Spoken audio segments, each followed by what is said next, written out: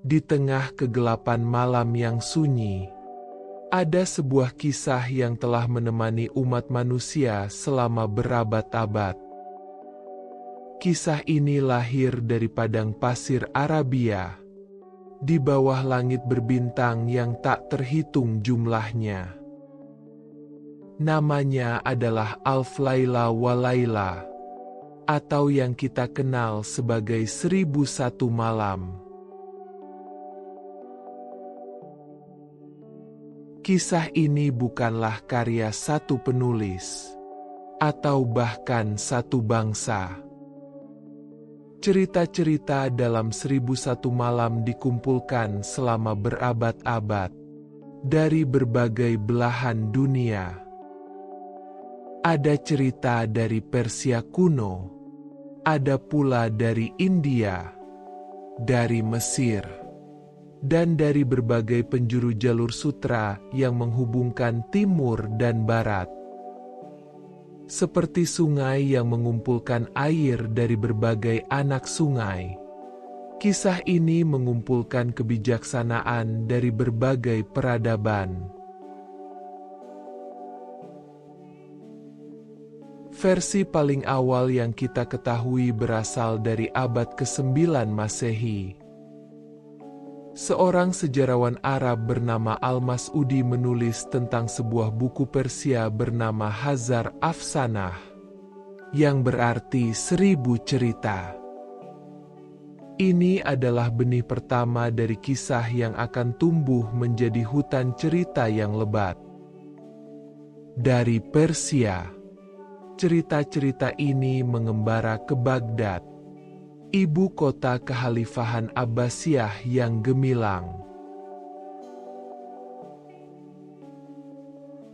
Di Baghdad, di tengah masa keemasan Islam, para pencerita menambahkan lapisan demi lapisan cerita baru. Mereka menenun kisah-kisah tentang khalifah yang bijaksana, tentang pedagang yang berkelana melintasi lautan, tentang orang-orang biasa yang menemukan takdir luar biasa. Setiap generasi menambahkan suaranya sendiri, seperti pengrajin yang menambahkan benang emas ke permadani yang sudah indah. Yang menarik adalah bahwa kisah 1001 Malam tidak pernah memiliki bentuk tetap. Berbeda dengan buku yang tercetak dan tidak berubah, cerita ini hidup dan berkembang. Di Kairo, versinya berbeda dengan yang ada di Damaskus. Di Aleppo, pencerita menambahkan kisah-kisah lokal mereka sendiri. Seperti air yang mengambil bentuk wadahnya, kisah ini menyesuaikan diri dengan setiap tempat dan zaman. Baru pada abad ke-18, Eropa mengenal kisah ini. Seorang sarjana Prancis bernama Antoine Galland mengunjungi Timur Tengah dan terpesona oleh cerita-cerita yang didengarnya. Dari tahun 1704 hingga 1717, ia menerjemahkan kisah-kisah ini ke dalam bahasa Prancis. Terjemahan Galland inilah yang pertama kali memperkenalkan Sinbad, Aladdin, dan Ali Baba ke dunia barat. Namun ada sesuatu yang menarik tentang terjemahan Galland. Beberapa cerita paling terkenal, seperti kisah Aladdin dan Lampu Ajaib, atau Ali Baba dan 40 Penyamun, tidak muncul dalam manuskrip Arab kuno manapun. Galland mendengar cerita-cerita ini dari seorang pencerita Suriah bernama Hana Diab yang berkunjung ke Paris. Jadi bahkan dalam perjalanannya ke barat, Kisah ini terus tumbuh dan berkembang, setia pada sifatnya yang selalu berubah. Di jantung semua cerita ini, ada sebuah kisah kerangka. Seorang raja bernama Syahriar yang dikhianati oleh permaisurinya, menjadi pahit dan penuh amarah. Setiap malam ia menikahi seorang perawan, dan setiap pagi ia memerintahkan agar istrinya dieksekusi. Kerajaan tenggelam dalam kesedihan dan ketakutan. Hingga datanglah Skheherazade, putri wazir yang cerdas dan berani. Skheherazade memiliki rencana. Ia secara sukarela menikahi raja, dan pada malam pertama, ia mulai menceritakan sebuah kisah. Tetapi ketika fajar hampir tiba, ia berhenti di bagian paling menegangkan. Raja, yang penasaran dengan kelanjutan cerita, menunda eksekusinya selama 1 hari. Malam berikutnya, Skheherazade menyelesaikan cerita itu, tetapi segera memulai cerita baru yang lebih menarik. Inilah kekuatan dari cerita. Bukan pedang, bukan kekayaan, tetapi kata-kata yang ditenun dengan bijaksana. Malam demi malam, Skheherazade menceritakan kisah-kisahnya. Dan malam demi malam, hati raja perlahan melembut. Dalam setiap cerita, ada pelajaran tentang keadilan, tentang belas kasih, tentang kebijaksanaan yang lebih dalam dari amarah. Marilah kita mengikuti jejak Skheherazade malam ini. Dalam keheningan yang tenang, kita akan mendengarkan kisah-kisah yang telah menghibur raja-raja dan rakyat jelata, yang telah melintasi gurun dan lautan, yang telah bertahan selama lebih dari 1000 tahun. Setiap cerita adalah bintang dalam langit malam, membimbing kita menuju kebijaksanaan dan pengertian. Dalam perjalanan panjang kisah 1001 malam, ada satu kota yang menjadi jantung dari banyak cerita. Kota itu adalah Baghdad, di masa pemerintahan Khalifah Harun al-Rasyid. Harun al-Rasyid memerintah dari tahun 786 hingga 809 Masehi, di masa kejayaan terbesar kekhalifahan Abbasiyah. Ia muncul dalam banyak cerita sebagai sosok yang bijaksana, kadang menyamar sebagai rakyat biasa untuk memahami kehidupan mereka. Baghdad pada masa itu adalah pusat peradaban dunia. Perpustakaannya menyimpan ribuan manuskrip. Para ilmuwannya menerjemahkan karya-karya dari Yunani kuno, dari India, dari Persia. Di pasar-pasarnya, pedagang dari Tiongkok bertemu dengan pedagang dari Afrika, membawa rempah-rempah, sutra, dan cerita-cerita dari tanah mereka. Kota ini adalah tempat di mana pengetahuan dan imajinasi bertemu. Para pencerita profesional memiliki peran penting dalam masyarakat Arab pada masa itu. Mereka berkeliling dari kota ke kota, dari pasar ke pasar, membawa cerita-cerita mereka. Di alun-alun, mereka duduk di atas permadani, dikelilingi oleh pendengar yang terpesona. Mereka tidak hanya membaca cerita, tetapi menghidupkannya dengan suara, dengan gerak tubuh, dengan irama yang hipnotis. Profesi ini disebut hakawati, dan mereka adalah penjaga tradisi lisan yang kaya. Yang menarik adalah bagaimana cerita-cerita ini mengajarkan tentang kebijaksanaan hidup. Tidak melalui khotbah atau perintah langsung, tetapi melalui perjalanan para tokohnya. Seorang pedagang yang kehilangan segalanya belajar tentang kesabaran.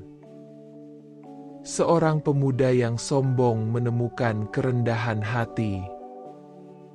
Seorang raja yang keras hati menemukan belas kasihan.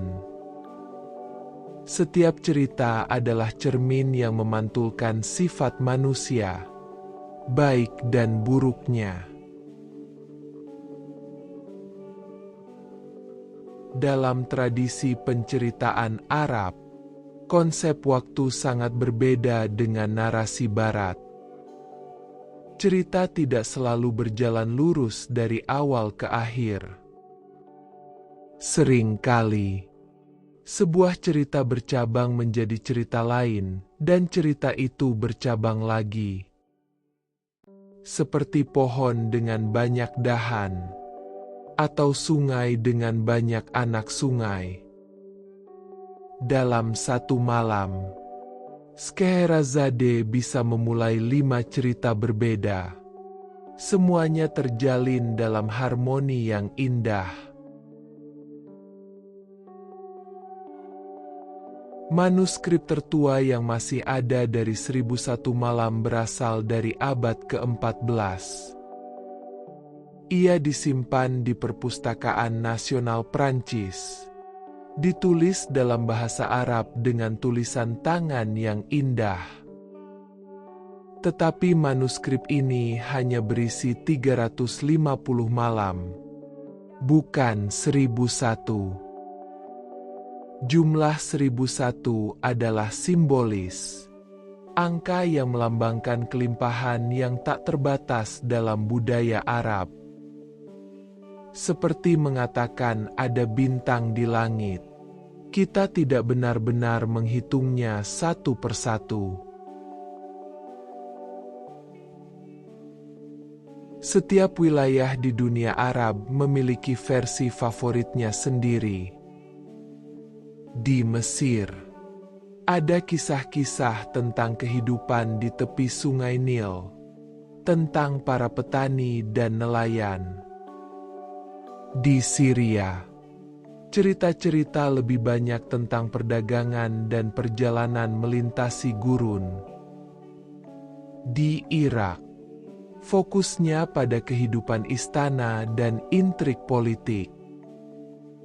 Setiap daerah menambahkan warna lokalnya sendiri, seperti seniman yang menambahkan sapuan kuas pada lukisan besar.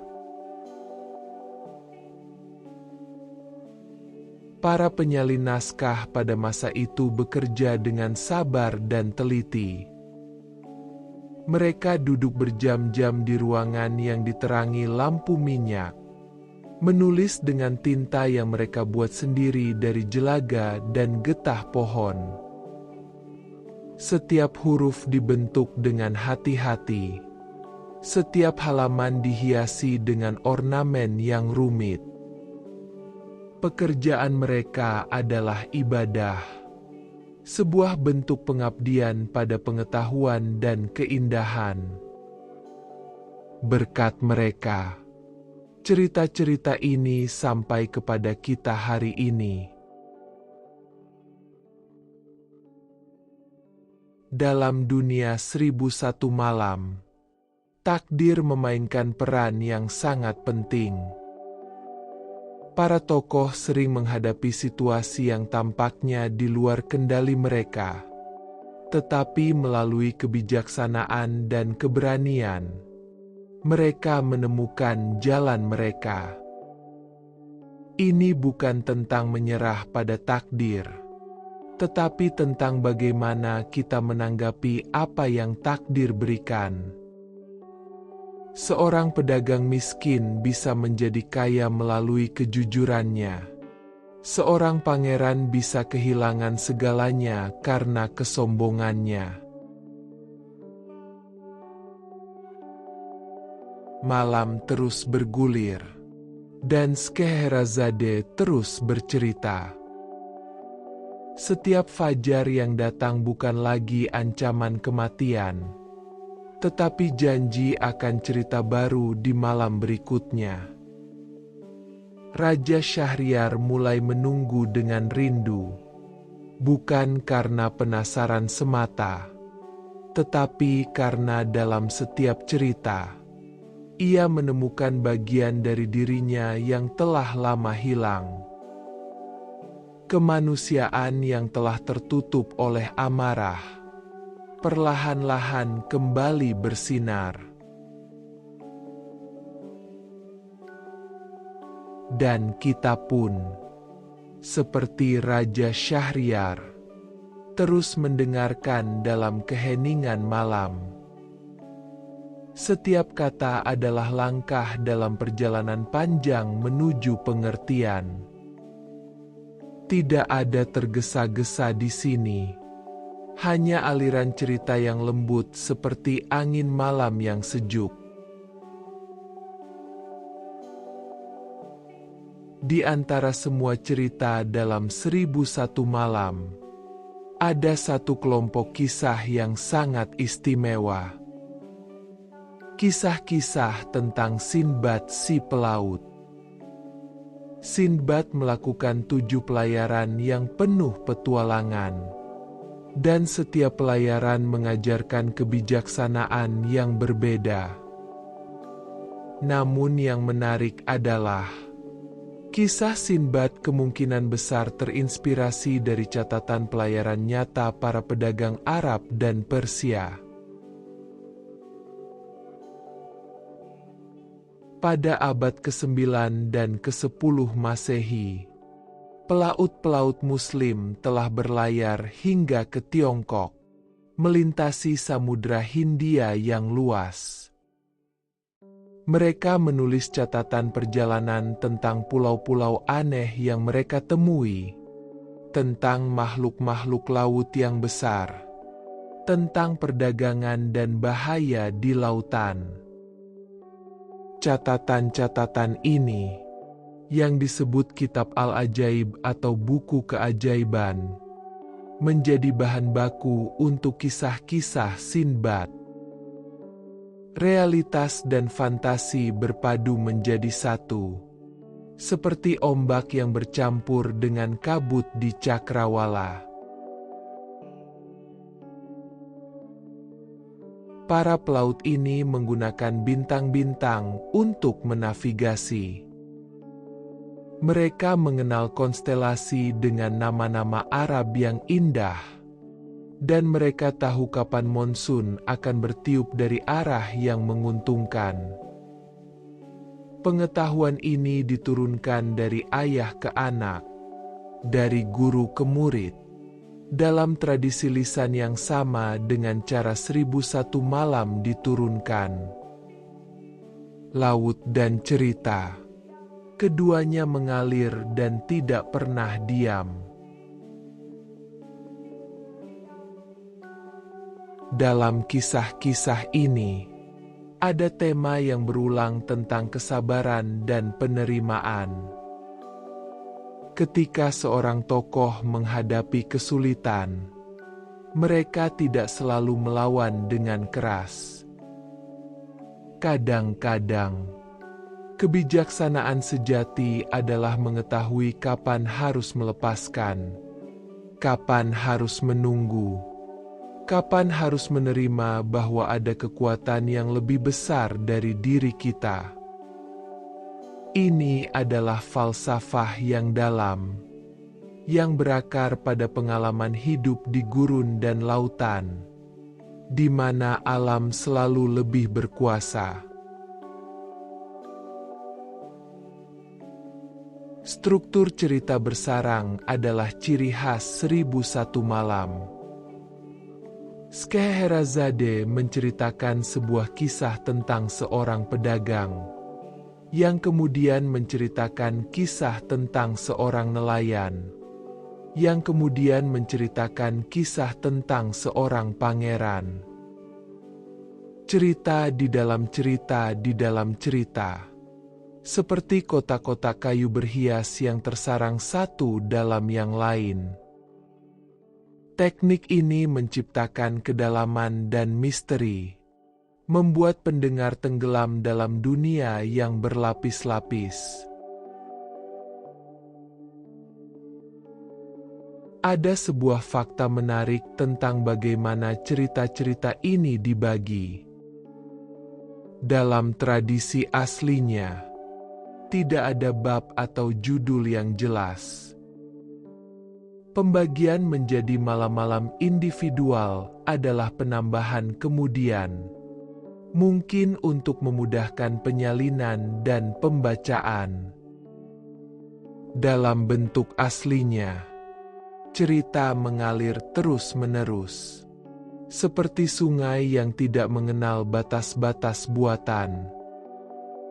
Ini mencerminkan bagaimana tradisi lisan bekerja tanpa jeda yang kaku, hanya aliran narasi yang berkelanjutan. Para penerjemah Barat sering kesulitan dengan gaya bahasa Arab klasik. Bahasa Arab memiliki struktur yang sangat berbeda, dengan sajak internal dan ritme yang sulit ditiru dalam bahasa Eropa.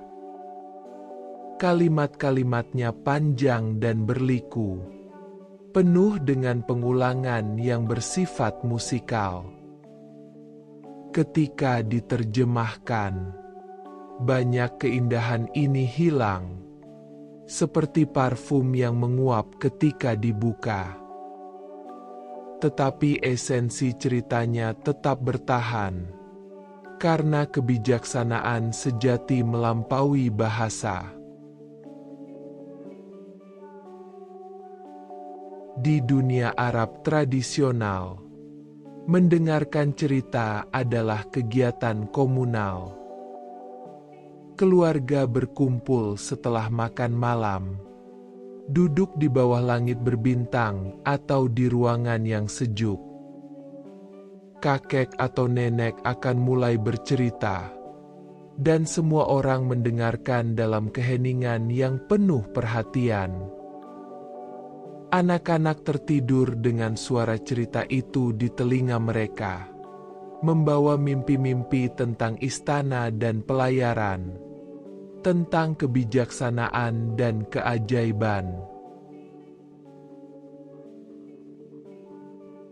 Cerita-cerita ini juga berfungsi sebagai pendidikan moral. Tetapi berbeda dengan dongeng yang memiliki pesan moral yang jelas dan sederhana. 1001 Malam sering menyajikan situasi yang rumit. Tokoh yang baik bisa membuat kesalahan. Tokoh yang jahat bisa memiliki alasan. Kehidupan tidak hitam dan putih, tetapi penuh dengan nuansa abu-abu. Ini mengajarkan pendengar untuk berpikir, untuk merenungkan, untuk tidak terburu-buru dalam menilai. Dalam perjalanan malam yang panjang ini, Scheherazade tidak pernah kehabisan cerita. Setiap malam membawa petualangan baru, pelajaran baru, keajaiban baru. Dan Raja Syahriar, yang dulunya keras dan kejam, menemukan bahwa hatinya perlahan berubah. Cerita demi cerita, kata demi kata, kebenciannya melunak menjadi pengertian.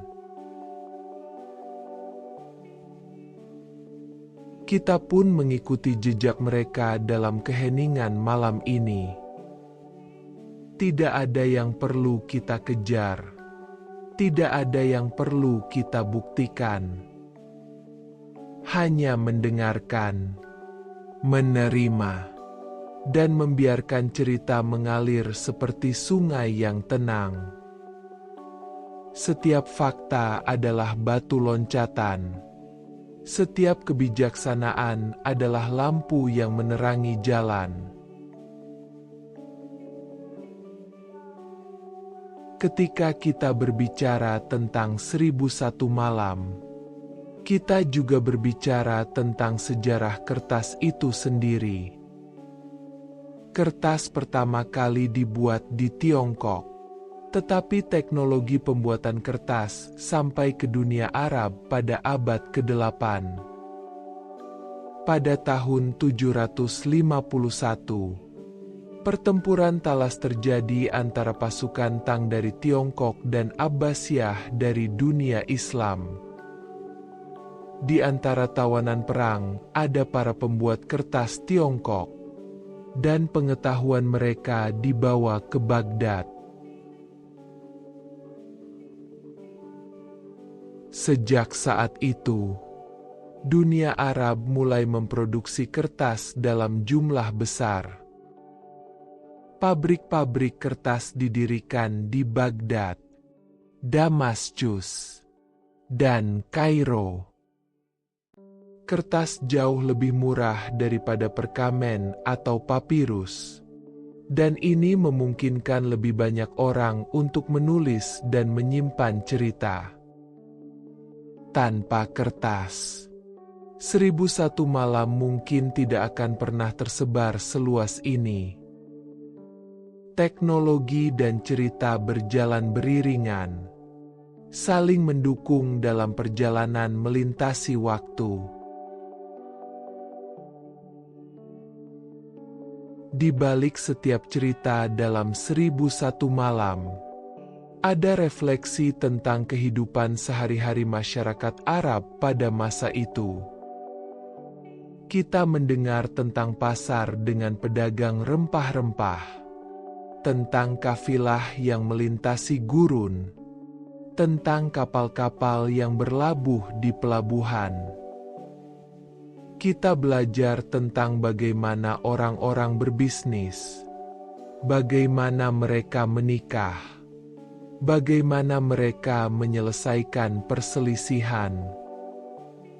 Cerita-cerita ini adalah jendela ke masa lalu, membiarkan kita melihat dunia yang telah lama hilang.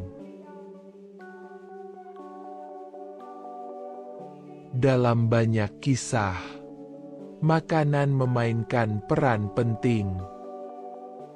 Deskripsi tentang jamuan makan sering sangat detail, menyebutkan nasi dengan kunyit, daging kambing yang dibumbui, kurma dan kacang-kacangan, sherbet yang manis. Ini bukan hanya untuk menambah warna cerita, tetapi juga mencerminkan pentingnya keramahan dalam budaya Arab. Berbagi makanan adalah berbagi kehidupan, sebuah tindakan persahabatan dan kepercayaan. Konsep keadilan adalah tema yang mengalir di sepanjang cerita-cerita ini. Seringkali, seorang hakim atau khalifah harus memutuskan perkara yang sulit. Mereka tidak hanya mengandalkan hukum tertulis, tetapi juga pada hikmat dan pemahaman tentang sifat manusia. Kadang-kadang keadilan berarti memberikan hukuman, kadang-kadang berarti memberikan pengampunan. Yang penting adalah melihat melampaui permukaan, memahami konteks dan niat di balik setiap tindakan. Ada satu aspek menarik tentang bagaimana angka digunakan dalam cerita-cerita ini. Angka 3, 7, dan 40 sering muncul. 3 permintaan, 7 pelayaran, 40 penyamun. Dalam tradisi Arab dan Islam, angka-angka ini memiliki makna simbolis. 3 melambangkan kesempurnaan, 7 melambangkan kelengkapan, 40 melambangkan periode transformasi. Penggunaan angka-angka ini memberikan ritme dan struktur pada cerita, seperti ketukan dalam musik. Perjalanan adalah metafora sentral dalam 1001 Malam. Hampir setiap cerita melibatkan seseorang yang berpergian, baik melintasi gurun, berlayar di lautan, atau bahkan terbang dengan permadani ajaib. Perjalanan fisik ini selalu juga merupakan perjalanan spiritual. Tokoh-tokoh berangkat sebagai satu orang dan kembali sebagai orang yang berbeda, lebih bijaksana, lebih rendah hati, lebih memahami tempat mereka di dunia. Yang unik dari tradisi penceritaan Arab adalah penggunaan sajak berirama yang disebut saj. Dalam bahasa Arab, banyak bagian dari 1001 Malam ditulis dalam prosa berirama, di mana akhir frasa memiliki bunyi yang sama. Ini menciptakan efek hipnotis, seperti gelombang yang berulang di pantai. Pendengar akan terhanyut dalam ritme ini, setengah terjaga, setengah bermimpi, dalam keadaan yang sempurna untuk menerima kebijaksanaan cerita. Para penyalin naskah mengembangkan sistem khusus untuk menandai bagian-bagian cerita. Mereka menggunakan tinta berwarna berbeda untuk judul dan nama tokoh. Mereka menambahkan ilustrasi sederhana di marin. Beberapa manuskrip yang indah bahkan memiliki halaman pembuka yang dihiasi dengan emas dan lapis lazuli. Setiap manuskrip adalah karya seni, bukan hanya wadah untuk kata-kata, tetapi perayaan atas keindahan kata-kata itu sendiri.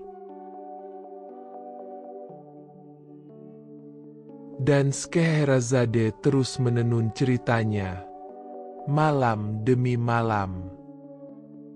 Ratusan malam telah berlalu, dan setiap malam membawa transformasi kecil dalam hati sang raja. Kemarahan yang membara perlahan menjadi abu, dan dari abu itu tumbuh sesuatu yang baru. Pengertian, empati, kemampuan untuk melihat dunia melalui mata orang lain.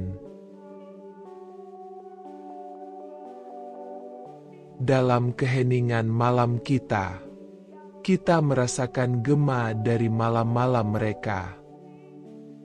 Waktu mungkin telah berlalu, peradaban telah naik dan turun, tetapi kebutuhan manusia akan cerita tetap sama. Kita semua adalah pendengar dalam kegelapan, mencari cahaya dalam kata-kata, mencari makna dalam kisah. Salah satu aspek yang membuat 1001 Malam begitu kaya adalah pengaruh dari berbagai tradisi sastra. Cerita-cerita dari India kuno memberikan kontribusi besar, terutama dari koleksi yang disebut Pancatantra. Pancatantra adalah kumpulan dongeng binatang yang mengajarkan kebijaksanaan praktis tentang kehidupan. Banyak cerita dalam 1001 Malam tentang binatang yang berbicara, tentang rubah yang cerdik atau burung yang bijaksana, berasal dari tradisi India ini. Seperti sungai yang menerima dari berbagai arah, cerita-cerita ini mengalir bersama menjadi satu.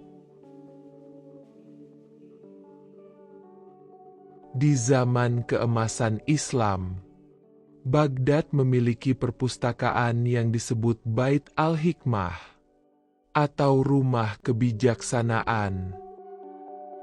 Didirikan oleh Khalifah Al-Ma'mun pada awal abad ke-9, perpustakaan ini menjadi pusat penerjemahan dan pembelajaran.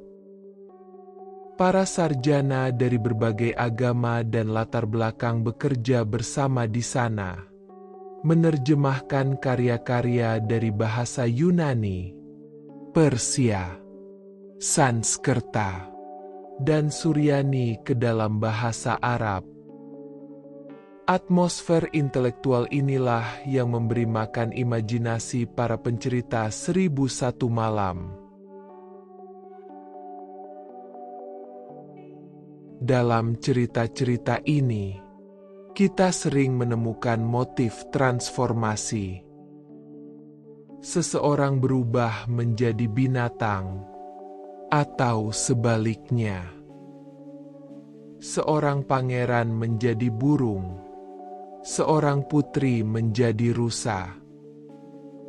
Transformasi ini bukan hanya sihir semata, tetapi simbol dari perubahan batin.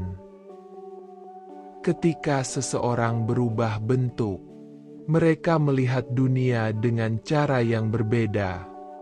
Belajar pelajaran yang tidak bisa mereka pelajari dalam wujud asli mereka. Ini adalah cara cerita mengajarkan empati, kemampuan untuk memahami perspektif yang berbeda. Perdagangan memainkan peran vital dalam penyebaran cerita-cerita ini. Para pedagang yang melakukan perjalanan panjang membawa lebih dari sekadar barang dagangan. Mereka membawa cerita dari setiap pelabuhan yang mereka singgahi, dari setiap oasis tempat mereka beristirahat. Di malam hari, ketika kafilah berkemah di bawah bintang-bintang, mereka berbagi cerita untuk mengusir kebosanan dan ketakutan akan kegelapan. Jalur perdagangan adalah jalur cerita. Dan setiap kota di sepanjang jalur sutra menambahkan benang sendiri ke dalam permadani yang besar ini.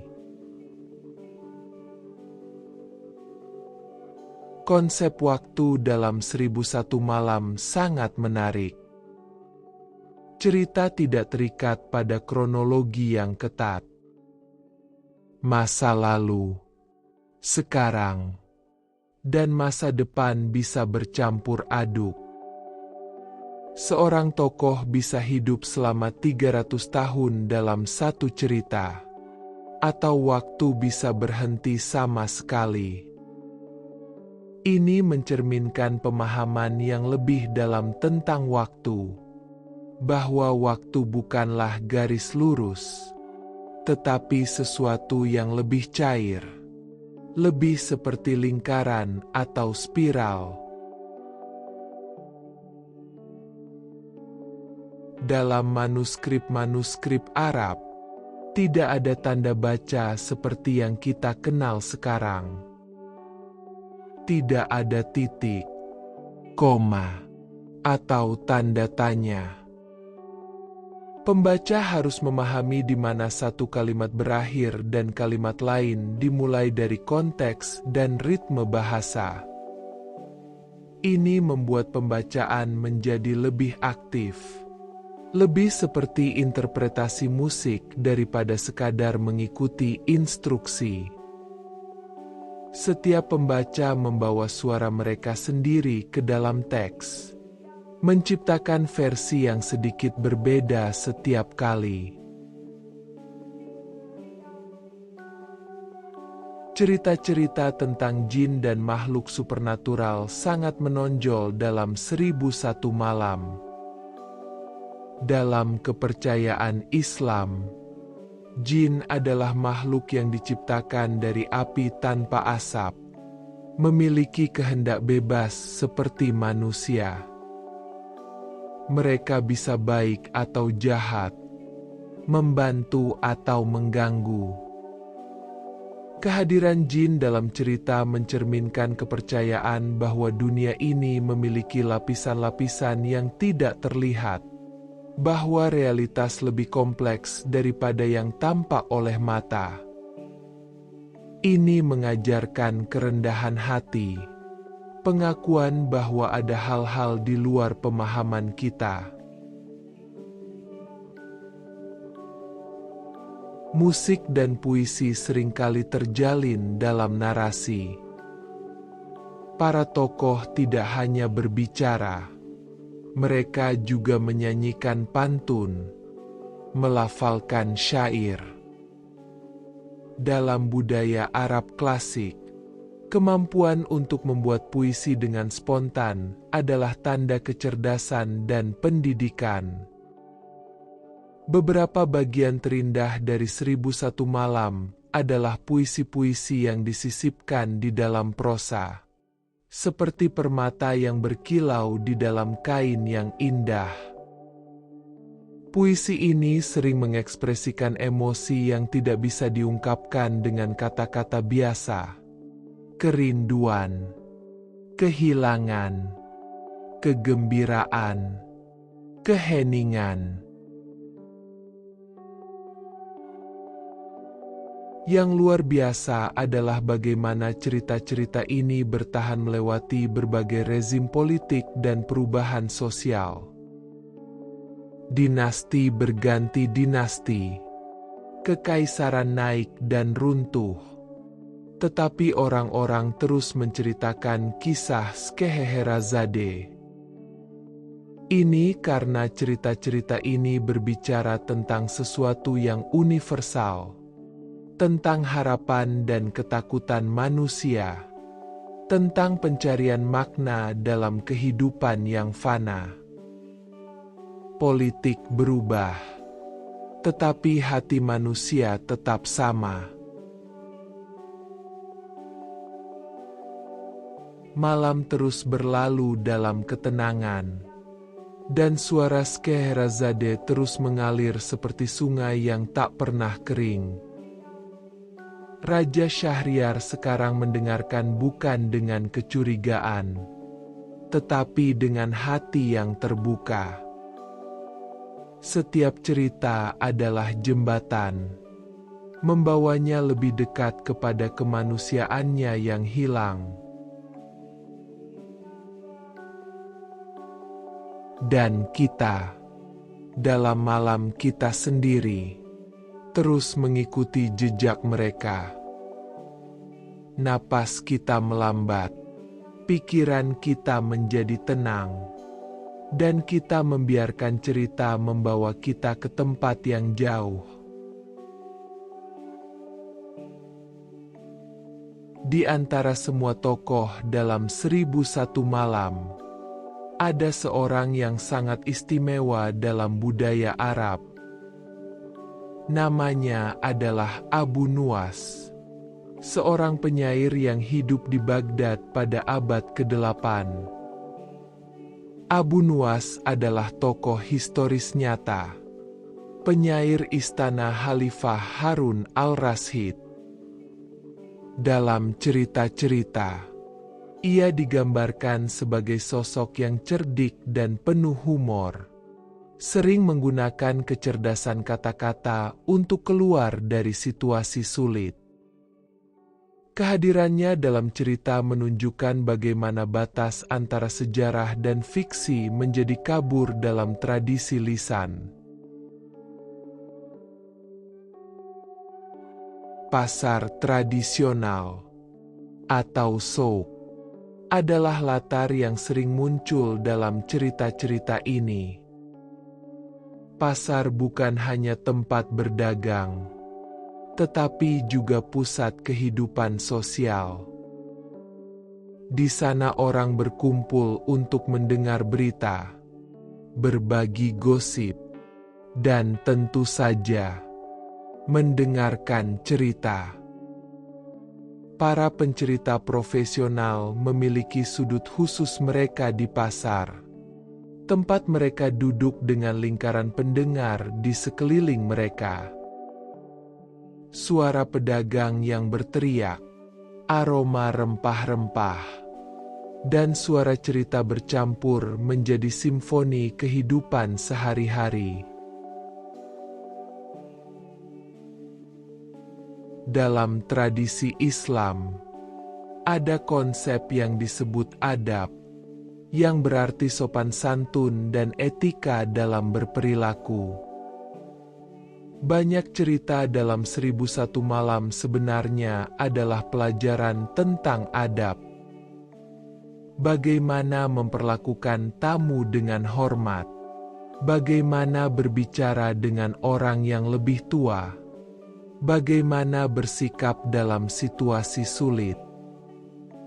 Pelajaran-pelajaran ini tidak disampaikan melalui ceramah, tetapi melalui contoh dalam cerita.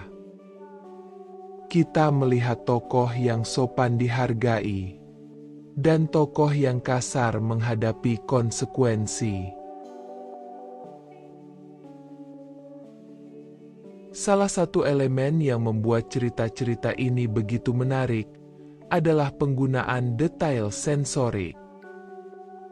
Pencerita tidak hanya mengatakan bahwa seseorang memasuki taman, tetapi menggambarkan aroma bunga mawar dan melati, suara air mancur yang gemericik, sentuhan angin sejuk di kulit.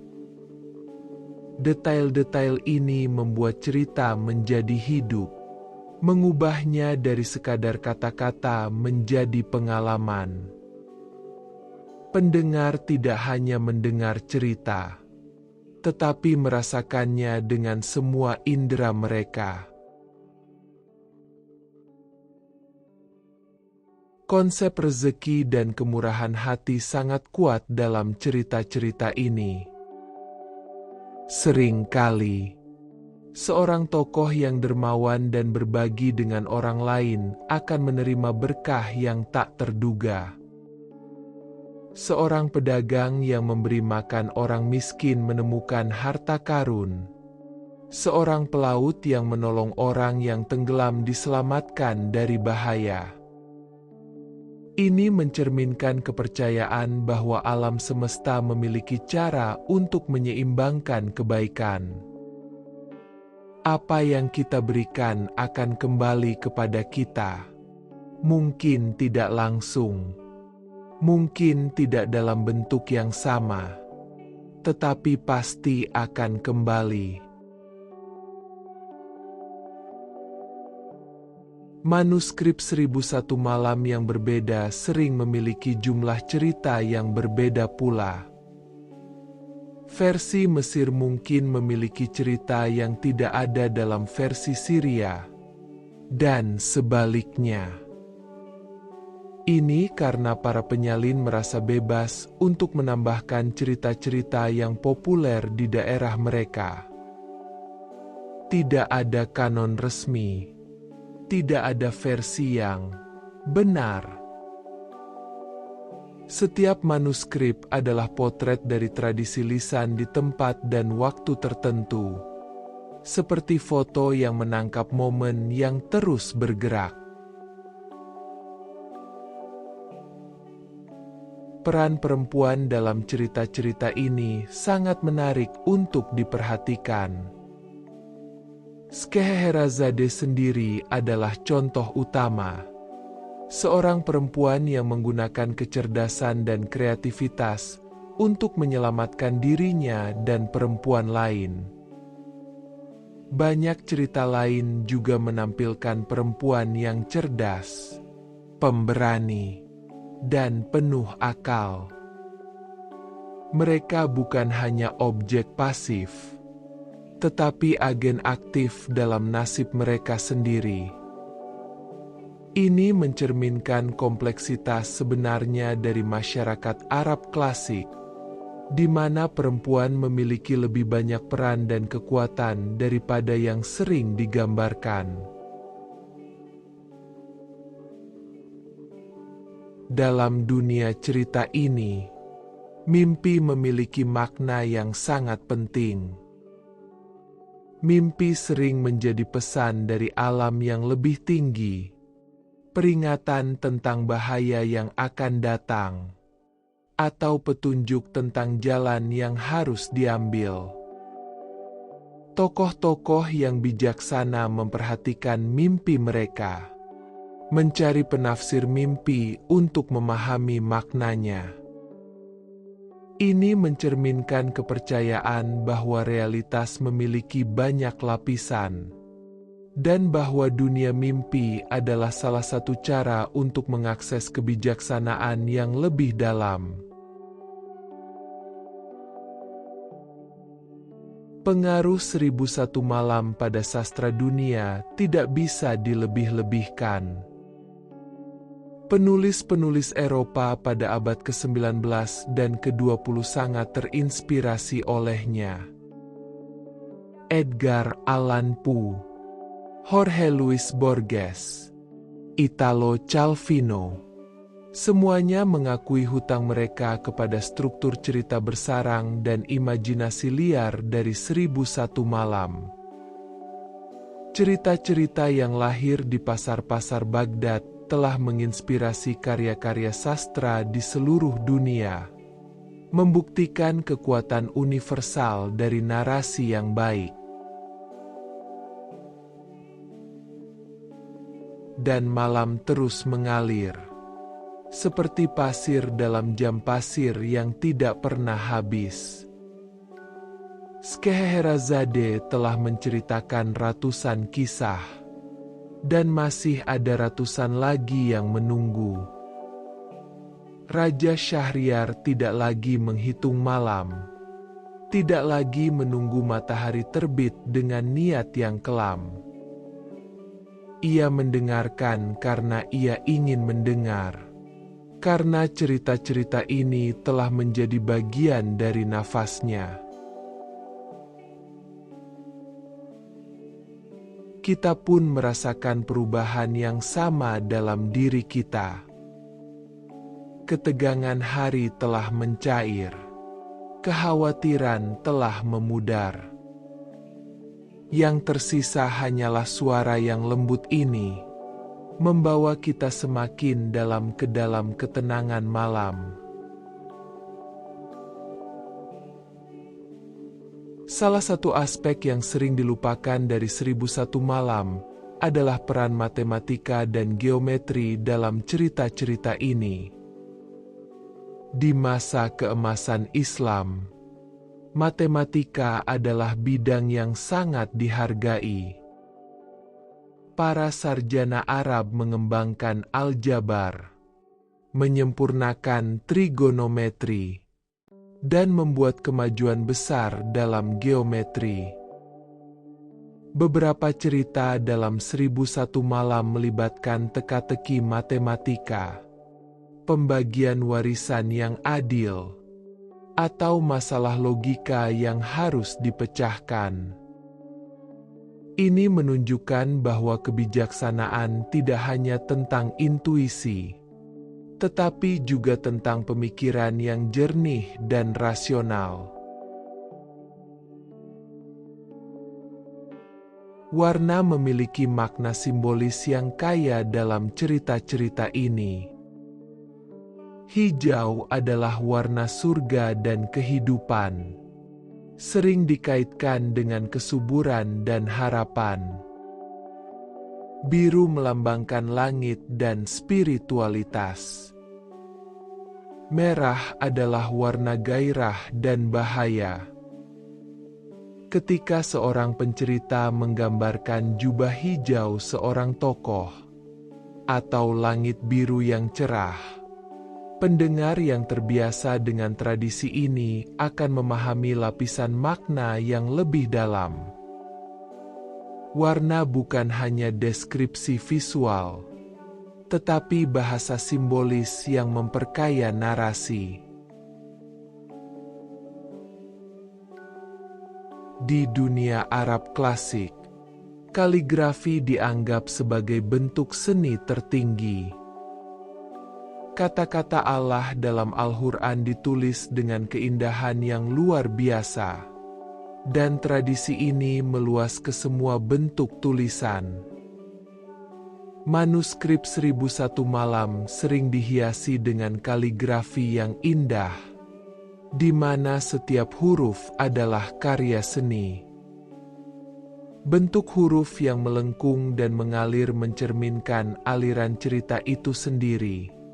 Tidak pernah kaku, selalu bergerak.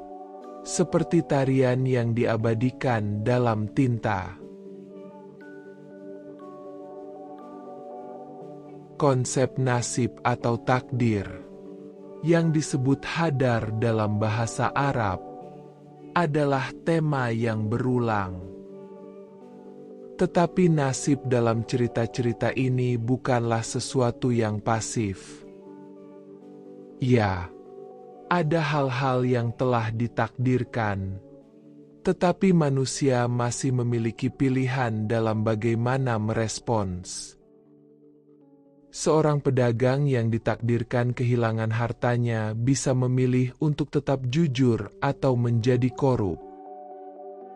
Seorang pangeran yang ditakdirkan menghadapi cobaan bisa memilih keberanian atau kepengecutan. Nasib membentuk jalan, tetapi kita yang memilih bagaimana berjalan di atasnya.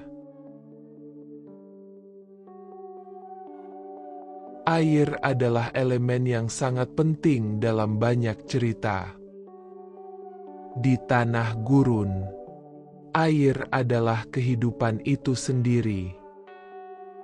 Oasis, sumur, sungai, dan laut semuanya memiliki peran vital. Air mancur di taman istana melambangkan kemakmuran dan peradaban. Sumur di tengah gurun bisa menjadi perbedaan antara hidup dan mati. Laut yang luas adalah jalan menuju petualangan dan bahaya. Air mengalir melalui cerita-cerita ini seperti ia mengalir melalui kehidupan, memberi kehidupan, membawa perubahan, menghubungkan satu tempat dengan tempat lain. Dalam tradisi penceritaan lisan, ada teknik yang disebut formulaik expression. Ini adalah frasa atau kalimat yang diulang dalam banyak cerita berbeda. Misalnya, dan ia melanjutkan perjalanan hingga siang menjadi malam dan malam menjadi siang. Frasa-frasa ini membantu pencerita mengingat cerita panjang tanpa menuliskannya, dan juga memberikan ritme yang familiar kepada pendengar. Seperti refrain dalam lagu, pengulangan ini menciptakan rasa kenyamanan dan kontinuitas. Banyak cerita dalam 1001 Malam mengeksplorasi tema penyamaran dan identitas tersembunyi. Seorang khalifah menyamar sebagai pedagang. Seorang putri berdandan sebagai pengemis. Seorang jin mengambil bentuk manusia.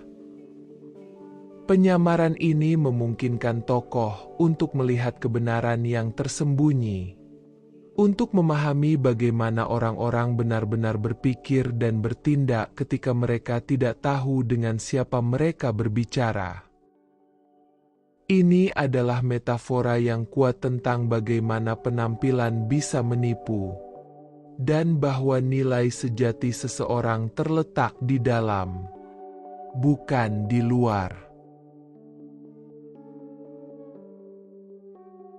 Sistem perdagangan pada masa itu sangat canggih. Para pedagang Arab telah mengembangkan bentuk awal dari cek dan surat kredit, memungkinkan mereka untuk melakukan perdagangan jarak jauh tanpa membawa emas dalam jumlah besar. Mereka memiliki jaringan kepercayaan yang membentang dari Spanyol hingga Tiongkok. Cerita-cerita tentang pedagang dalam 1001 Malam mencerminkan kompleksitas ini, menunjukkan dunia di mana kata seseorang adalah jaminannya, dan reputasi lebih berharga daripada emas. Yang menakjubkan adalah bagaimana cerita-cerita ini mengajarkan tentang perspektif. Seringkali, kita mendengar cerita yang sama dari sudut pandang yang berbeda. Seorang raja melihat suatu kejadian dengan satu cara, seorang pelayan melihatnya dengan cara yang berbeda. Kebenaran bukanlah sesuatu yang tunggal dan sederhana, tetapi sesuatu yang memiliki banyak sisi, seperti permata yang berkilau berbeda dari setiap sudut.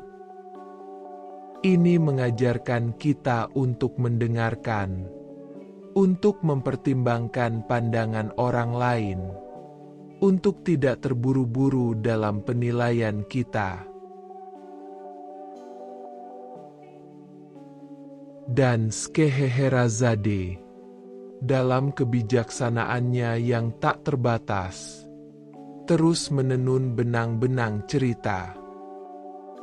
Malam demi malam, kata demi kata, ia membangun jembatan antara dua hati yang terpisah.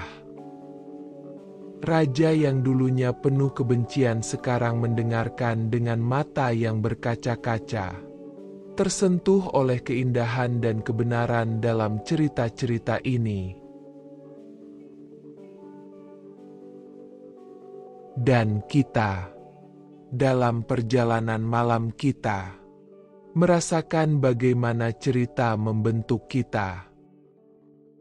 Napas kita semakin dalam, detak jantung kita semakin tenang, dan kita melayang di antara terjaga dan tertidur, di tempat di mana mimpi dan kenyataan bertemu. Dalam Khazanah 1001 Malam, ada kelompok cerita yang dikenal sebagai kisah-kisah kota. Cerita-cerita ini berfokus pada kehidupan urban di Baghdad, Kairo, dan kota-kota besar lainnya. Mereka menggambarkan kehidupan sehari-hari dengan detail yang sangat kaya, dari kebiasaan makan malam hingga cara orang bernegosiasi di pasar. Melalui cerita-cerita ini, kita mendapat jendela langka ke dalam kehidupan masyarakat perkotaan Arab pada abad pertengahan.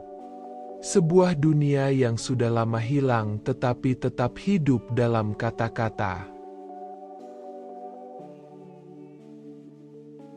Humor memiliki tempat khusus dalam banyak cerita.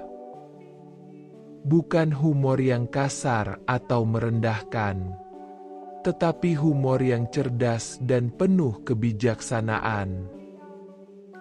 Karakter seperti Juha, seorang tokoh bodoh cerdik yang populer dalam tradisi Arab, menggunakan keluguan yang tampak untuk mengungkap kebenaran yang mendalam.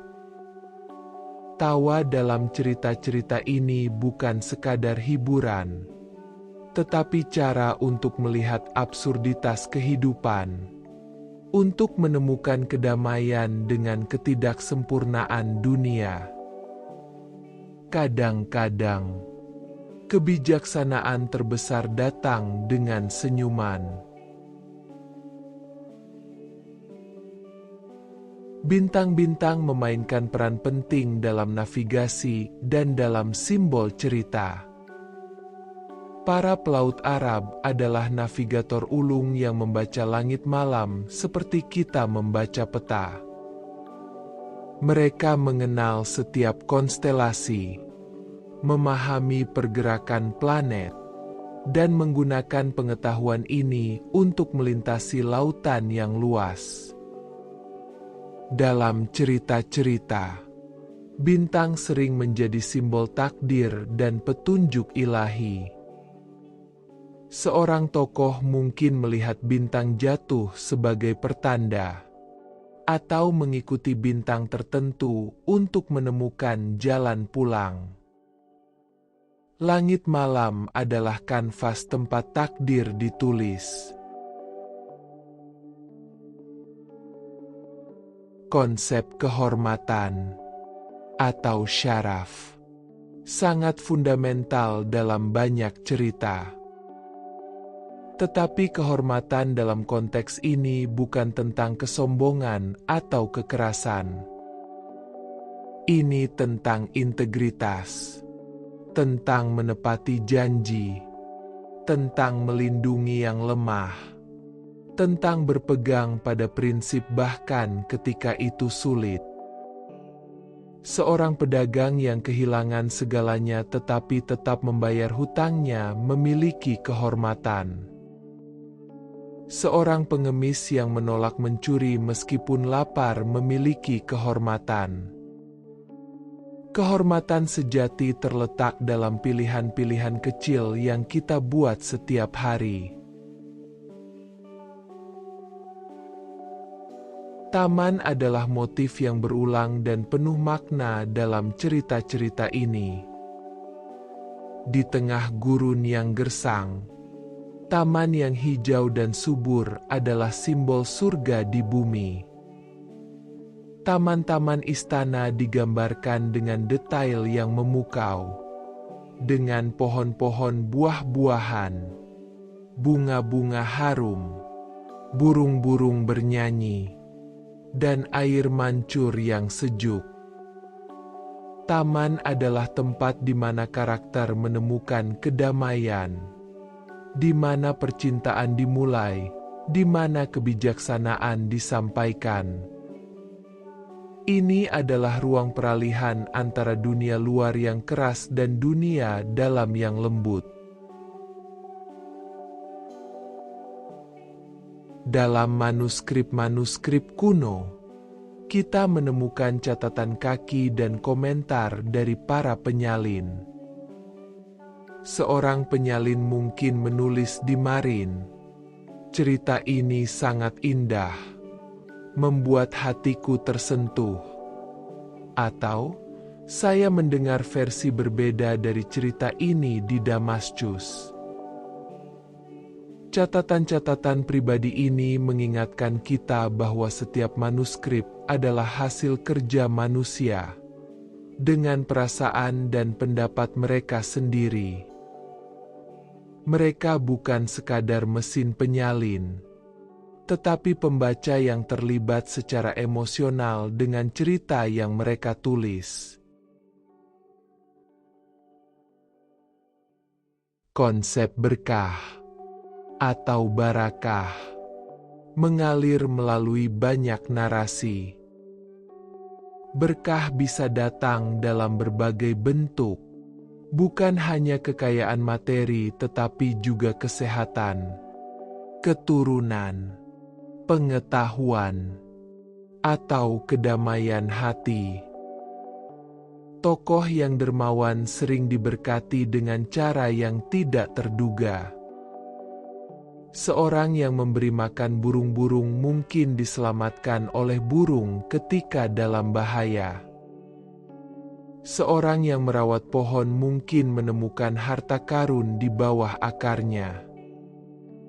Alam semesta dalam cerita-cerita ini adalah tempat yang hidup dan responsif, yang membalas kebaikan dengan kebaikan.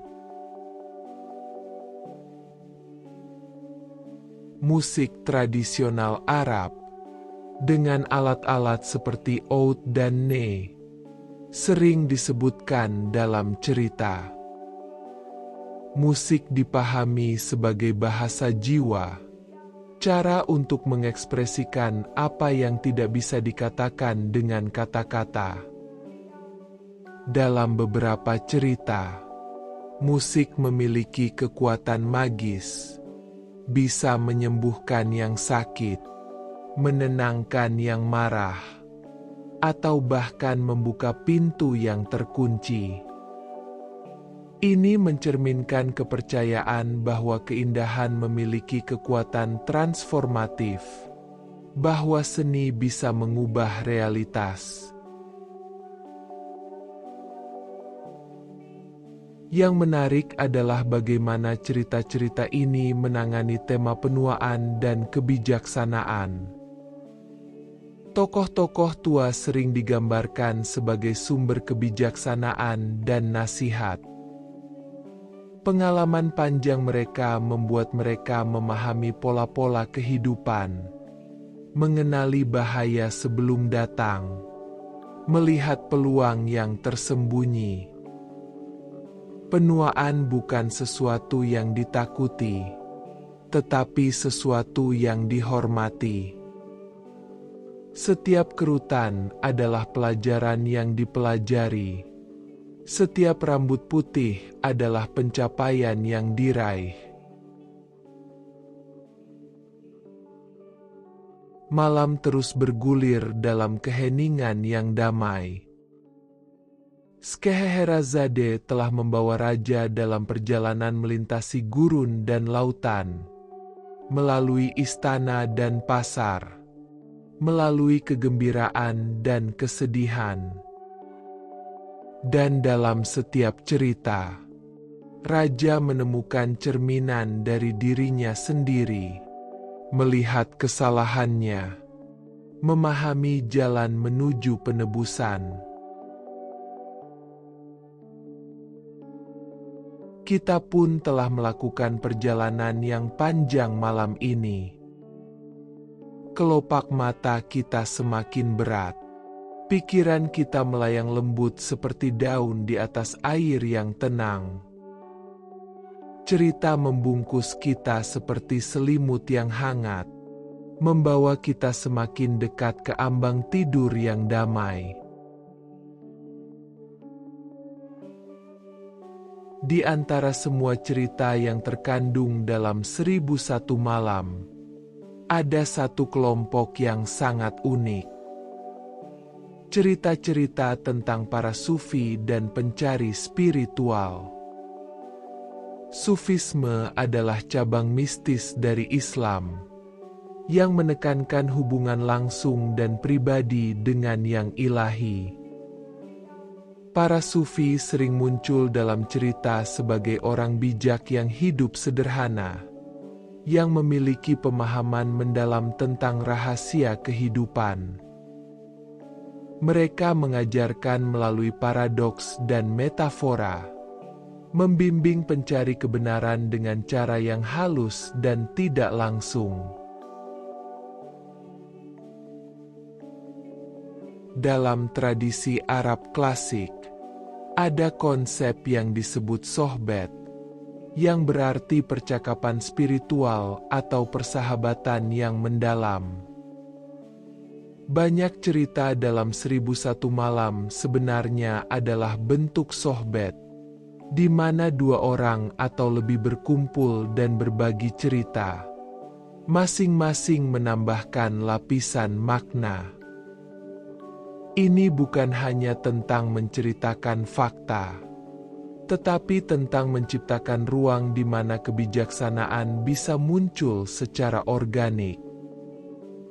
Seperti api yang membutuhkan kayu dan udara, Kebijaksanaan membutuhkan pendengar dan pencerita.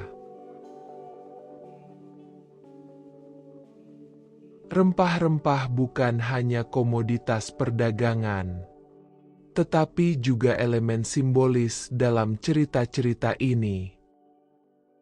Kayu manis, cengkeh, lada, dan minyak wangi seperti musk dan ember sering disebutkan. Aroma ini membangkitkan ingatan dan emosi, menghubungkan karakter dengan tempat-tempat yang jauh atau waktu yang telah berlalu. Seorang pedagang mungkin mencium aroma mawar dan teringat akan kampung halamannya.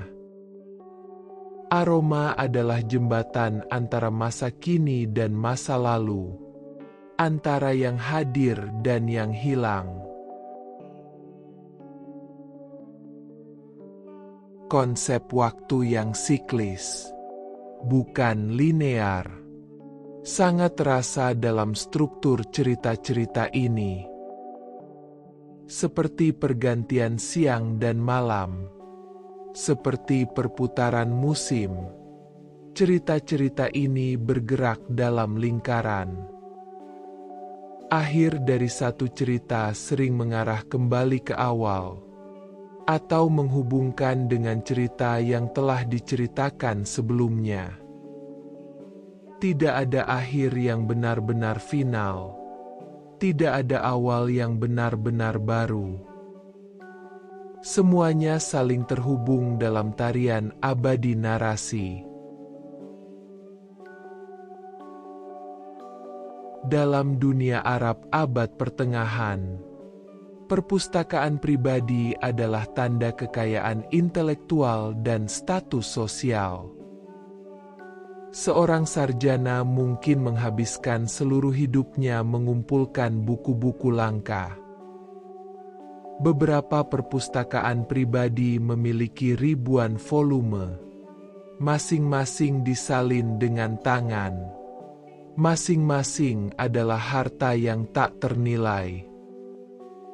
Cerita-cerita tentang orang yang menemukan buku kuno berisi pengetahuan tersembunyi mencerminkan penghargaan mendalam terhadap pembelajaran dan literatur. Buku bukan hanya objek, tetapi kunci menuju dunia lain. Cahaya dan kegelapan digunakan sebagai metafora yang kuat dalam narasi. Cahaya sering melambangkan pengetahuan, kebenaran, dan pencerahan spiritual. Kegelapan bisa melambangkan ketidaktahuan, tetapi juga bisa melambangkan misteri dan potensi. Malam, meskipun gelap, adalah waktu ketika cerita diceritakan, ketika kebijaksanaan disampaikan. Jadi kegelapan bukan hanya sesuatu yang harus ditakuti, tetapi juga ruang di mana transformasi terjadi. Dalam banyak cerita, kita menemukan tema tentang kesetiaan dan pengkhianatan. Seorang pelayan yang tetap setia kepada tuannya meskipun dalam kesulitan. Seorang teman yang mengkhianati kepercayaan demi keuntungan pribadi. Cerita-cerita ini mengeksplorasi kompleksitas hubungan manusia. Bagaimana kepercayaan dibangun dan bagaimana ia bisa hancur. Tetapi yang menarik adalah bahwa bahkan pengkhianat sering diberi kesempatan untuk bertobat, untuk menebus kesalahan mereka. Pengampunan adalah tema yang sama kuatnya dengan keadilan. Cara angka-angka besar digunakan dalam cerita juga menarik untuk diperhatikan. Ketika sebuah cerita menyebutkan 1000 atau 40, Ini sering bersifat simbolis daripada literal. 1000 melambangkan kelimpahan yang tak terbatas. 40 melambangkan periode yang signifikan untuk transformasi. Jadi, 1001 malam sebenarnya berarti malam yang tak terhitung jumlahnya. Waktu yang cukup untuk perubahan yang mendalam terjadi. Angka-angka ini adalah puisi, bukan matematika. Yang luar biasa dari tradisi 1001 malam adalah bagaimana ia mengakomodasi kontradiksi. Dalam satu cerita, sihir mungkin digambarkan sebagai sesuatu yang jahat. Dalam cerita lain, sihir bisa menjadi alat untuk kebaikan. Cerita-cerita ini tidak mencoba memberikan jawaban yang pasti, tetapi justru merangkul kompleksitas kehidupan. Kebenaran tidak selalu sederhana atau konsisten, dan itu tidak masalah. Kebijaksanaan terletak dalam kemampuan untuk menahan ketegangan antara berbagai kebenaran. Dan sekarang, dalam keheningan malam yang semakin dalam, Scheherazade dan Raja telah menjadi satu dalam mendengarkan. Perbedaan antara pencerita dan pendengar mulai memudar. Mereka berdua tenggelam dalam cerita, menjadi bagian dari aliran yang sama. Raja tidak lagi mengingat amarahnya yang dulu, hanya keindahan dari kata-kata yang mengalir seperti madu. Kita pun merasakan bagaimana batas-batas mulai memudar. Antara terjaga dan tidur, antara mendengar dan bermimpi, antara dunia ini dan dunia cerita. Napas kita mengikuti ritme kata-kata, lembut dan teratur, seperti ombak yang menyapu pantai di malam yang sunyi. Dalam perjalanan panjang sejarah 1001 malam, ada satu momen yang mengubah segalanya. Pada tahun 1859, seorang penerjemah Inggris bernama Richard Burton menerbitkan terjemahannya yang lengkap dan tanpa sensor. Berbeda dengan terjemahan sebelumnya yang disesuaikan untuk selera Victoria, Burton mempertahankan elemen-elemen yang lebih dewasa dan kompleks dari cerita asli. Karyanya terdiri dari 16 volume yang tebal, lengkap dengan catatan kaki yang ekstensif tentang budaya, bahasa, dan adat istiadat Arab. Ini membuka mata Barat terhadap kekayaan sejati dari tradisi ini. Konsep ruang dalam arsitektur Arab sangat tercermin dalam struktur cerita-cerita ini. Rumah-rumah tradisional Arab memiliki ruang luar yang umum dan ruang dalam yang privat. Begitu juga dengan cerita. Ada lapisan luar yang bisa diakses semua orang, dan lapisan dalam yang hanya terungkap kepada mereka yang mendengarkan dengan penuh perhatian. Seperti memasuki rumah melalui pintu gerbang, melewati halaman, dan akhirnya tiba di ruang dalam yang paling intim. Cerita juga membimbing kita lebih dalam lapis demi lapis.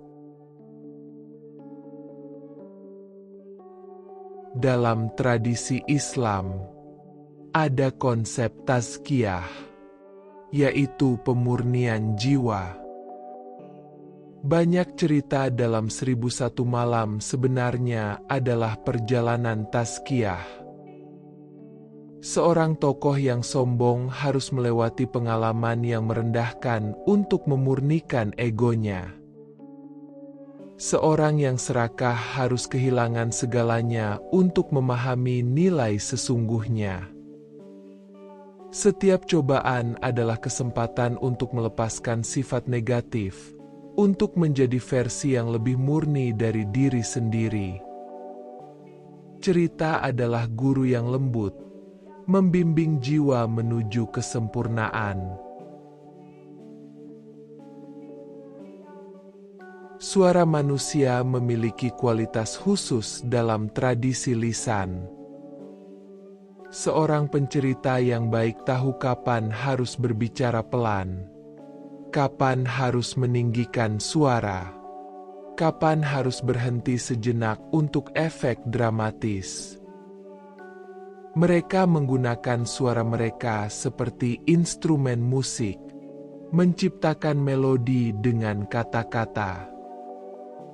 Dalam keheningan antara kata-kata, ada ruang untuk pendengar merenungkan, untuk membiarkan makna meresap ke dalam hati. Keheningan adalah bagian dari cerita yang sama pentingnya dengan kata-kata.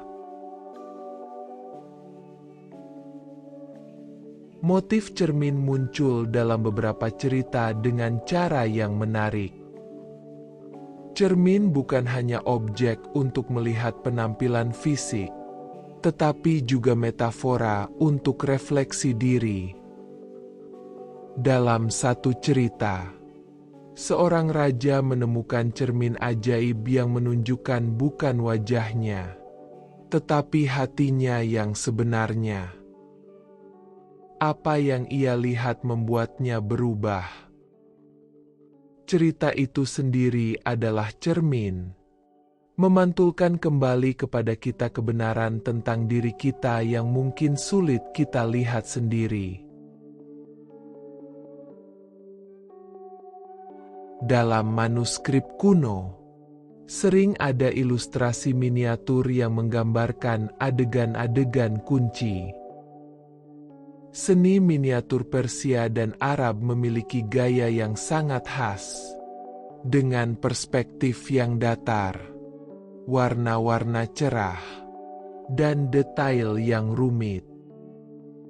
Lukisan-lukisan kecil ini bukan sekadar dekorasi, tetapi cara lain untuk menceritakan kisah. Mereka menangkap momen-momen yang intens, mengabadikannya dalam warna dan garis, memberikan dimensi visual pada narasi yang sudah kaya. Tema keadilan ilahi, atau konsep bahwa alam semesta pada akhirnya adil, muncul berulang kali. Mungkin tidak segera, mungkin tidak dengan cara yang kita harapkan, tetapi kebaikan pada akhirnya dihargai dan kejahatan dihukum. Ini memberikan rasa kenyamanan dan ketertiban pada dunia yang sering tampak kacau. Seorang pendengar yang menghadapi ketidakadilan dalam hidupnya sendiri bisa menemukan penghiburan dalam cerita-cerita ini, mengetahui bahwa ada pola yang lebih besar sedang bekerja, bahkan jika mereka tidak bisa melihatnya sekarang. Pentingnya nama dalam budaya Arab tercermin dalam cerita-cerita ini. Nama bukan sekadar label, tetapi membawa makna dan kekuatan. Mengetahui nama sejati seseorang atau sesuatu memberikan kekuatan atas mereka. Dalam beberapa cerita, protagonis harus menemukan nama rahasia dari jin atau makhluk ajaib untuk mengendalikan mereka. Ini mencerminkan kepercayaan bahwa bahasa memiliki kekuatan kreatif, bahwa kata-kata bukan hanya menggambarkan realitas, tetapi juga membentuknya.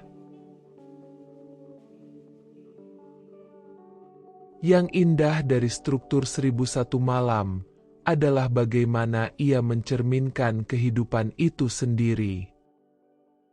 Kehidupan tidak memiliki plot yang rapi dengan awal, tengah, dan akhir yang jelas.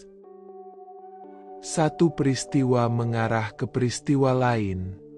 Satu cerita terhubung dengan cerita berikutnya. Dan kita tidak pernah benar-benar tahu kapan cerita kita sendiri akan berakhir. Seperti Scheherazade yang terus bercerita untuk menunda akhir. Kita semua menceritakan kisah hidup kita. Satu hari pada satu waktu. Dan sekarang, setelah ratusan malam berlalu, sesuatu yang ajaib telah terjadi. Raja Syahriar bukan lagi pria yang sama. Amarah yang pernah membakar di dadanya telah padam, digantikan oleh pemahaman dan belas kasih. Melalui cerita, ia telah belajar melihat dunia melalui mata orang lain, merasakan apa yang mereka rasakan, memahami bahwa setiap orang membawa cerita mereka sendiri. Dan kita, dalam perjalanan malam yang panjang ini, juga telah berubah dengan cara yang halus. Ketegangan telah mencair dari tubuh kita. Pikiran kita telah menjadi tenang seperti danau di pagi hari. Kata-kata terus mengalir, lembut dan menenangkan, membawa kita semakin dekat ke pelukan tidur yang damai. Di balik setiap cerita dalam 1001 Malam, ada lapisan filsafat yang mendalam. Para filsuf Muslim pada masa itu, seperti Al-Farabi dan Ibn Sina, mengembangkan pemikiran tentang hubungan antara akal dan wahyu, antara pengetahuan dan kebijaksanaan. Ide-ide mereka meresap ke dalam cerita-cerita rakyat, diterjemahkan dari bahasa akademis menjadi bahasa hati. Seorang pedagang yang bijaksana dalam cerita mungkin menggemakan ajaran filsuf tentang moderasi. Seorang pertapa yang menawarkan nasihat mungkin menyampaikan konsep tentang pencarian kebenaran. Konsep waktu untuk beristirahat dan kontemplasi sangat dihargai dalam tradisi ini. Bukan kebetulan bahwa banyak cerita terjadi di malam hari, ketika dunia melambat dan keheningan turun. Malam adalah waktu untuk merenungkan peristiwa hari itu, untuk memproses pengalaman, untuk terhubung dengan yang lebih dalam. Dalam budaya modern yang serba cepat, kita sering melupakan pentingnya waktu hening ini. Cerita-cerita ini mengingatkan kita untuk melambat, untuk mendengarkan, untuk memberi ruang bagi jiwa untuk bernapas. Dalam tradisi Arab, ada bentuk puisi yang disebut ghazal. Puisi cinta yang sering menggunakan cinta duniawi sebagai metafora untuk cinta ilahi. Beberapa bagian 1001 Malam menggunakan teknik ini, di mana cerita tentang dua kekasih sebenarnya berbicara tentang hubungan antara jiwa dan penciptanya. Lapisan makna ganda ini memperkaya teks, membuatnya relevan pada berbagai tingkat pemahaman. Seorang pendengar muda mungkin menikmatinya sebagai cerita cinta, sementara pendengar yang lebih dewasa melihat makna spiritual yang lebih dalam. Motif jalan atau perjalanan bukan hanya tentang perpindahan fisik. Dalam banyak tradisi spiritual, perjalanan adalah metafora untuk evolusi jiwa. Setiap tantangan di jalan adalah ujian. Setiap pertemuan adalah pelajaran. Tujuan akhir bukan hanya mencapai destinasi geografis, tetapi transformasi diri yang terjadi di sepanjang jalan. Seperti kata pepatah Sufi, perjalanan adalah tujuan. Yang penting bukan di mana kita tiba, tetapi siapa kita menjadi dalam prosesnya. Para sarjana telah menemukan bahwa beberapa cerita dalam 1001 Malam memiliki akar yang sangat kuno. Mungkin berasal dari tradisi Mesopotamia kuno. Cerita tentang banjir besar, tentang pencarian keabadian, tentang perjalanan ke dunia bawah, memiliki gema dari epik Gilgamesh yang ditulis ribuan tahun sebelumnya. Ini menunjukkan bagaimana cerita-cerita fundamental tentang kondisi manusia terus diceritakan ulang, disesuaikan dengan setiap zaman, tetapi tetap mempertahankan inti kebenaran mereka. Konsep hospitalitas atau keramahan tamu sangat sentral dalam budaya Arab. Bahkan musuh harus diperlakukan dengan hormat jika mereka datang sebagai tamu. Dalam cerita-cerita, kita sering melihat bagaimana tindakan keramahan yang sederhana mengubah seluruh alur peristiwa. Seorang yang memberi makan orang asing yang lapar mungkin kemudian diselamatkan oleh orang asing itu.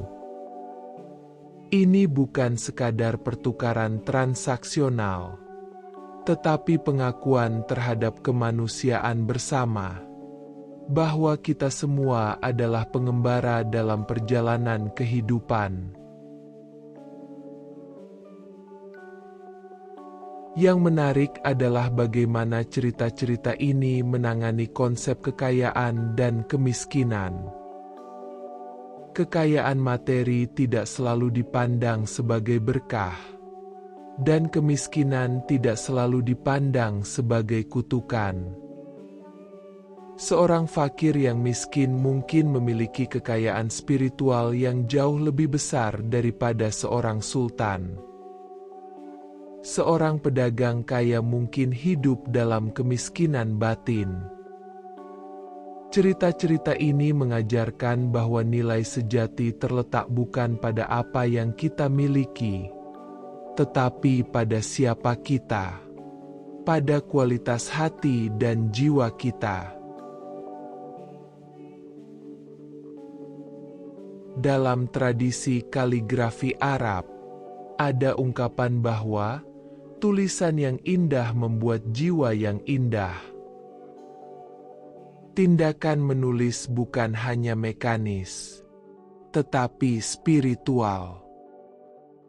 Para penyalin akan berdoa sebelum mulai menulis, membersihkan diri mereka, dan mendekati pekerjaan mereka dengan sikap meditasi. Setiap goresan pena adalah tindakan pengabdian. Manuskrip yang dihasilkan bukan hanya wadah informasi, tetapi jejak spiritual dari seseorang yang telah menyentuhnya dengan penuh perhatian dan cinta.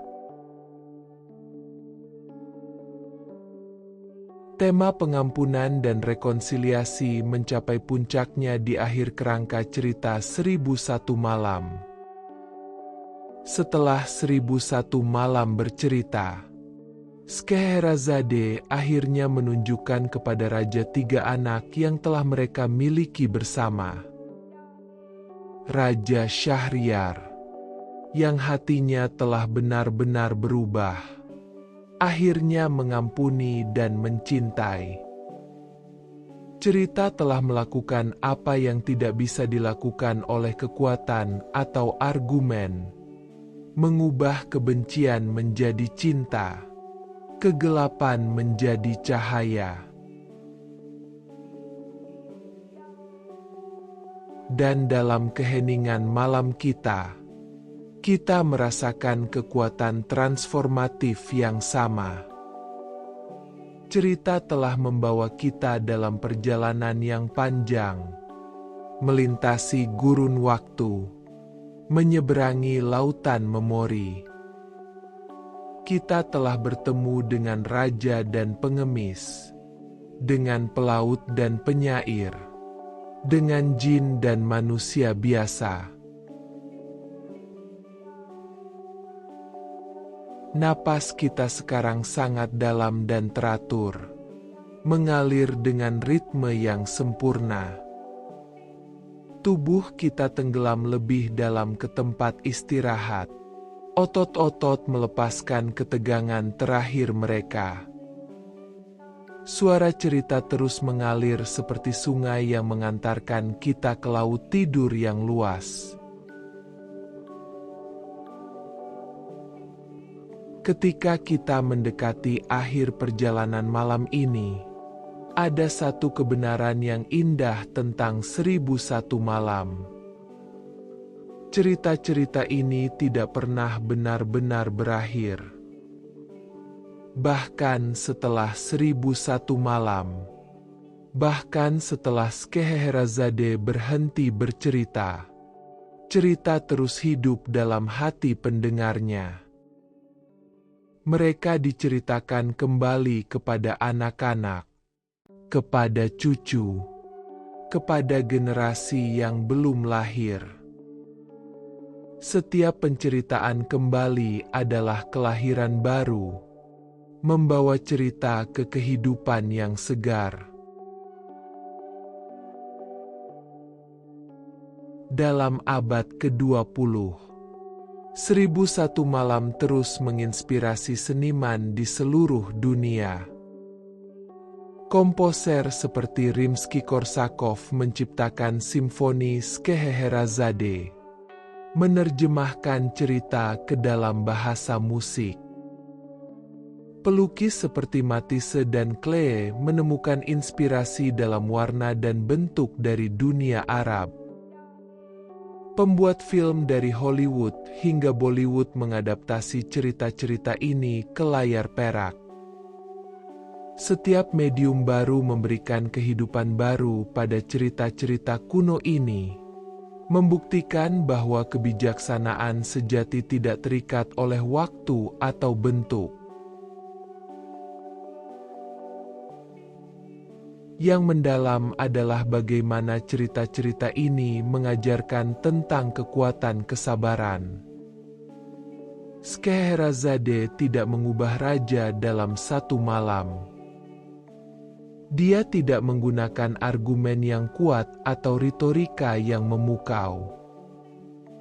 Dia hanya bercerita, malam demi malam, dengan sabar dan tekun. Transformasi sejati membutuhkan waktu, seperti air yang perlahan mengikis batu, seperti benih yang tumbuh menjadi pohon.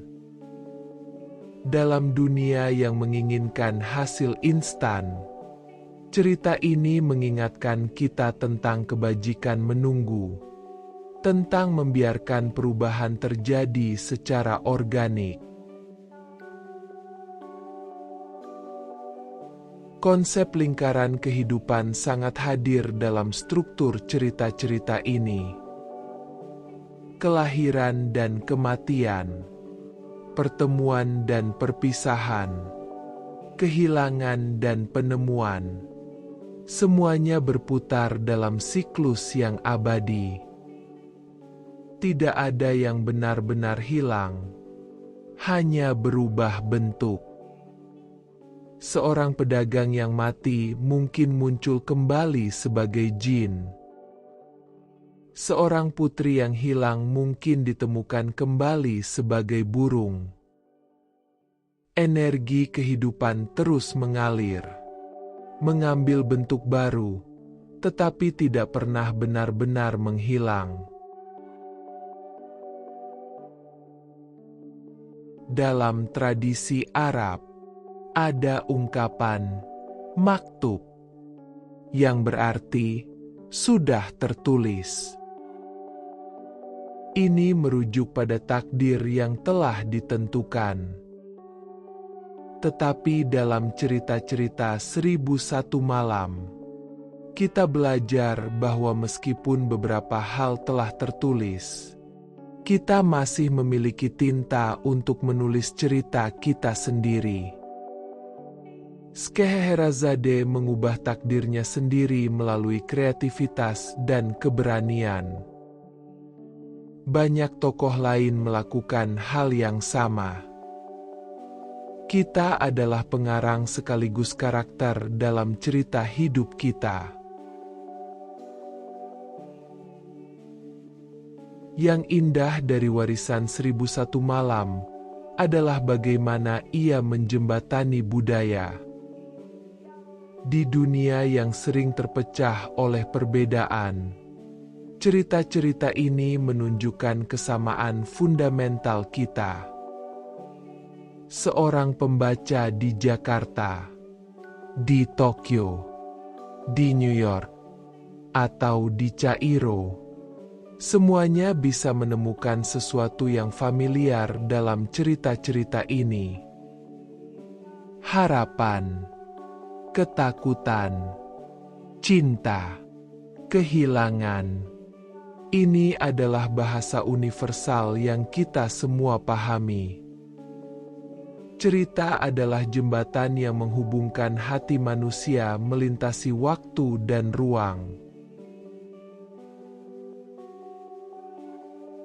Malam ini, kita telah mengikuti jejak ribuan pendengar sebelum kita. Di bawah langit yang sama, meskipun terpisah oleh abad-abad, kita semua telah duduk dalam keheningan dan mendengarkan. Kita telah membiarkan kata-kata membawa kita ke tempat-tempat yang jauh, ke waktu yang telah lama berlalu, tetapi juga ke ruang dalam diri kita sendiri yang jarang kita kunjungi. Kebijaksanaan terakhir dari 1001 malam mungkin adalah ini, bahwa cerita menyelamatkan. Mereka menyelamatkan Scheherazade dari kematian. Mereka menyelamatkan raja dari kegelapan jiwanya. Mereka menyelamatkan peradaban dari kehilangan kebijaksanaannya. Dan mereka menyelamatkan kita, malam demi malam, dari kekosongan dan keheningan yang menakutkan, memberi kita makna, tujuan, dan koneksi. Sekarang, saat fajar hampir tiba di akhir perjalanan kita, seperti Scheherazade yang akhirnya menyelesaikan ceritanya, kita pun sampai di akhir narasi malam ini. Tetapi seperti semua akhir yang sejati, ini juga adalah awal. Awal dari tidur yang damai, awal dari mimpi yang indah, awal dari hari baru yang menunggu di cakrawala. Tubuh kita sekarang sepenuhnya rileks, tenggelam dalam kenyamanan yang sempurna. pikiran kita telah melepaskan semua beban, semua kekhawatiran, semua ketegangan. Yang tersisa hanyalah kedamaian yang dalam, ketenangan yang meresap hingga ke tulang. Seperti raja yang akhirnya menemukan kedamaian setelah 1001 malam, kita pun menemukan istirahat kita. Seperti Scheherazade yang akhirnya bisa berhenti bercerita dan tidur, kita pun diundang untuk melepaskan diri. Cerita telah selesai, malam telah berlalu, dan sekarang saatnya untuk menyerahkan diri pada pelukan tidur yang lembut. Di suatu tempat di padang pasir waktu, di bawah bintang-bintang yang sama yang menyaksikan kelahiran cerita-cerita ini, gaung dari 1001 malam masih bergema. Dan malam ini, kita telah menjadi bagian dari gema itu, menambahkan suara kita pada paduan suara yang telah bernyanyi selama berabad-abad. Selamat tidur, pengembara malam. Semoga mimpimu dipenuhi dengan kebijaksanaan, dengan keindahan, dan dengan kedamaian dari 1001 malam. Biarkan cerita-cerita ini membawamu melintasi ambang tidur, ke negeri di mana semua cerita menjadi satu, di mana waktu berhenti, dan di mana jiwa menemukan istirahatnya yang sejati. Selamat malam.